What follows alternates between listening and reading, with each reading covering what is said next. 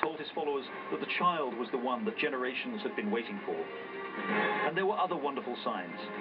In the city of the street at the wall, spreads on interbank interest rates dropped like manna from heaven. And rates on credit default swaps fell to the ground as dead birds from the almond tree. And the people who had lived in foreclosure were able to borrow again. Black gold gushed from the ground at prices well below $140 a barrel.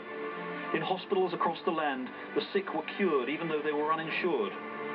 And all this because the child had pronounced it. And this is the testimony of one who speaks the truth and bears witness to the truth so that you might believe. And he knows it is the truth, for he saw it all on CNN and the BBC and in the pages of the New York Times.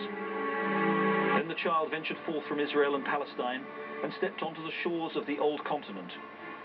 In the land of Queen Angela of Merkel, vast multitudes gathered to hear his voice, and he preached to them at length. These now are the walls we must tear down.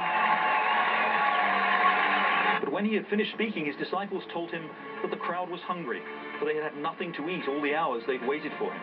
And so the child told his disciples to fetch some food, but all they had was 5 loaves and a couple of frankfurters. So he took the bread and the frankfurters and blessed them, and told his disciples to feed the multitudes. And when all had eaten their fill, the scraps filled 12 baskets. Thence he travelled west to Mount Sarkozy. Even the beauteous Princess Carla of the tribe of the Bruni was struck by awe, and she was great in love with the child, but he was tempted not. On the 7th day, he walked across the channel of the Angles to the ancient land of the Hooligans.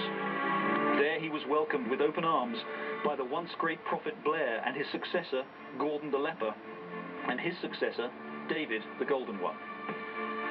And suddenly, with the men, appeared the archangel Gabriel and the whole host of the heavenly choir, ranks of cherubim and seraphim, all praising God and singing, "Yes, we can."